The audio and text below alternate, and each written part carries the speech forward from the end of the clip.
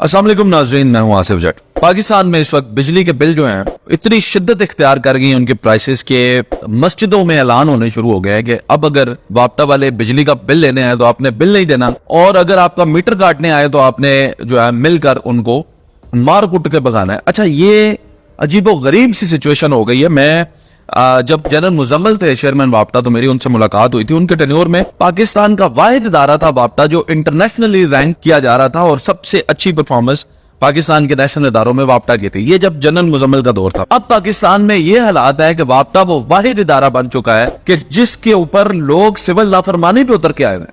लोगों का दिल है कि अब ये हमारे हत्थे चढ़ जाए तो हम इनको कुट लगा दें। इस कदर इन्होंने बेशर्मी कर दी है। 13 किस्म के टैक्सेस जो हैं वो डाल दिए लोगों के ऊपर, और लोगों को पता ही नहीं है कि हम किस किस चीज का बिल दे रहे हैं। जरा सुनिएगा, 13 किस्म के टैक्सेस जो पाकिस्तानी अवाम देते हैं, उनमें सबसे पहले अब देते हैं जनरल सेल टैक्स यानी कि जीएसटी अब देते हैं।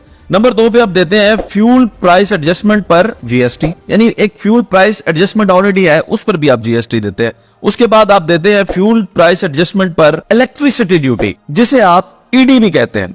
उसके अलावा आप फिर से फ्यूल प्राइस एडजस्टमेंट पर वेरिएशन टैक्स भी देते हैं। 5वें नंबर पे आप देते हैं इस्तेमाल शुदा यूनिट्स की कीमत पर ईडी यानी इलेक्ट्रिसिटी ड्यूटी। उसके बाद आप 6वां टैक्स देते हैं टेलीविजन और रेडियो का टैक्स देते हैं। 7वां टैक्स आप जो देते हैं वो आप देते हैं क्वार्टरली एडजस्टमेंट्स का टैक्स। उसके बाद आप फाइनेंशियल कॉस्ट चार्जेस देते हैं। उसके बाद आप एक्स्ट्रा टैक्स चार्ज, अच्छा अब ये समझ नहीं आती ये एक्स्ट्रा टैक्स चार्जेस क्या होते हैं, ये आप 9वें नंबर पे टैक्स देते हैं, और इसका भी बाप टैक्स है।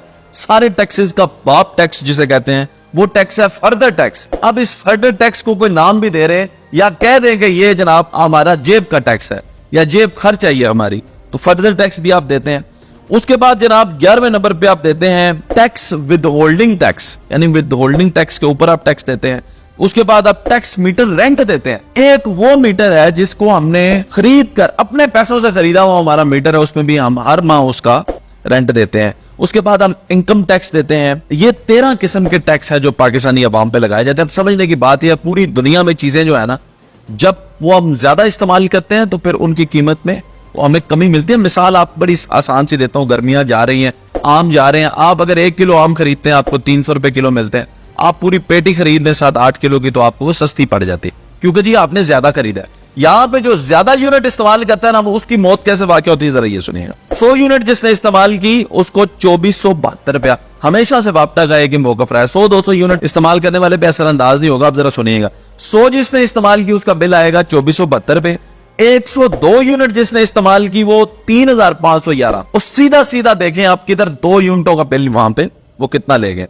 अब 200 यूनिट जिसने इस्तेमाल की वो देगा 6885, और इसी तरह 202 यूनिट जिसने इस्तेमाल की वो देगा 8223 रुपए। अब ये जो 2 यूनिट्स है ना, इसकी गेम को आपने समझना है मैं बात क्या कर रहा हूं। 300 यूनिट का जो बिल देगा वो देगा 12213 रुपए, और फिर वही बात है 302 यूनिट जो कंज्यूम करेगा वो चला जाएगा 14510 पे। इसी तरह 400 यूनिट्स वाला 19218 पे चला जाएगा, और इसी तरह फिर जाहिर है 2 यूनिट और आप ऐड करेंगे तो उसमें फिर आप पैसे इसी तरह से ऐड ऑन करते जाए। ये है इस वक्त पाकिस्तान का जो है इलेक्ट्रिसिटी सप्लायर्स का हाल। अब इसमें और भी बहुत सारे इदारे जो हैं वापटा के साथ जो जाहिर है रिस्पॉन्सिबल है। IASCO रिस्पॉन्सिबल है, इस्लामाबाद डिवीजन में जो सप्लाई होती है। इसी तरह लेपको फिर आ जाती है, और फैसलाबाद की आ जाती है। ये जो कीमतें आप तक पहुंच रही हैं इस वक्त बिजली की, ये इतनी महंगी हो चुकी हैं कि सनती एतबार से अगर आप देखेंगे कमर्शियल वालों की, तो ये तो मैं आपको डोमेस्टिक बता रहा हूँ, कमर्शियल वालों की सुनेंगे तो आपके होश उड़ जाएंगे।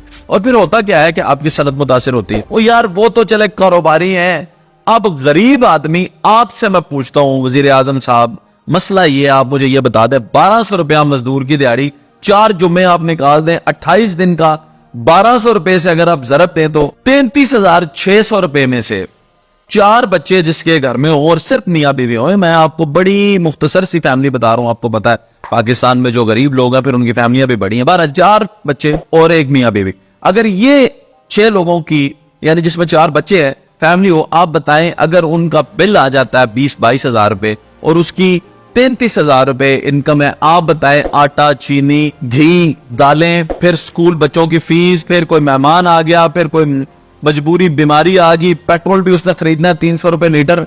सर आपसे ये दरख्वास्त है कि हमें पता है आप निगरान हैं, आपका वोट से कोई ताल्लुक नहीं है, इस पाकिस्तानी अवाम ने आपको ना वोट देनी है ना आपको दोबारा मिलनी है ये मनसब कुर्सी, तो आपको जिंदगी में अगर एक मौका मिला है तो आप कुछ ऐसा कर जाए पाकिस्तान के लिए कि इस अवाम को रिलीफ मिले।